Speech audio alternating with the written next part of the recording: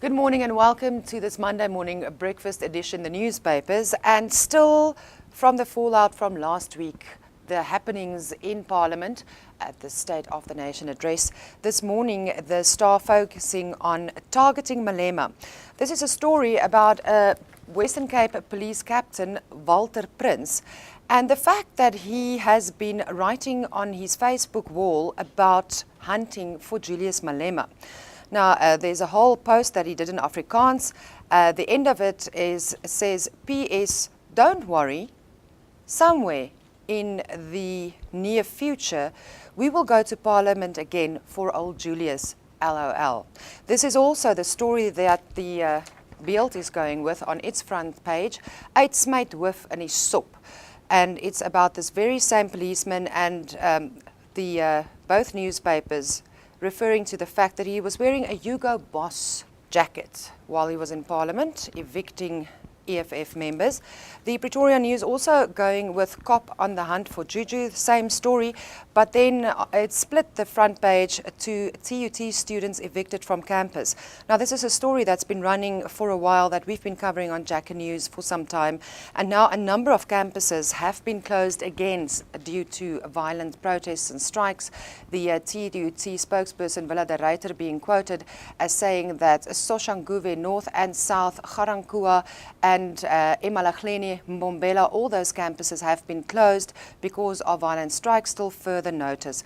Also on the front page of the Pretoria News, a photo of the Proteas after their first win yesterday in the ICC World Cup tournament. The Business Day also this morning still reflecting on last Thursday's SONA, and it says Cabinet downplays damage to South Africa after pandemonium at Zuma's address. This is after a weekend of press briefings and conferences by several ministers in Cabinet and also President Jacob Zuma speaking about what happened and explaining that the presiding officers in Parliament had no other option but to call in security forces to get the EFF and their disruption out of the house. Then the Citizen has rhino horn sale, a done deal.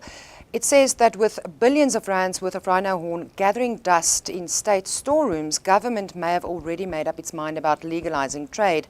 Now, this has been an issue for some years. Should rhino horn be legally sold to bring down rhino poaching, or would this just create more of a market for rhino horn? And then a beautiful photo of the Proteas after their win against Zimbabwe yesterday morning. Then the Times saying racist schools face the cane. They are talking about another racist incident that was reported over the week at a school. And then the Soweto, and this must be my front page of the day. It says, Kusatu leader in sex row, an executive member of the Labour Federation accused of trying to rape a colleague in a hotel. This is a member of Satao in Mpumalanga and Mbombela. But what makes it an interesting front cover is the bottom half of the front page is taken up by an advertisement which says, welcome the new leader, and then it's for a whiskey brand. Don't know if that was intentional, but at least it is striking.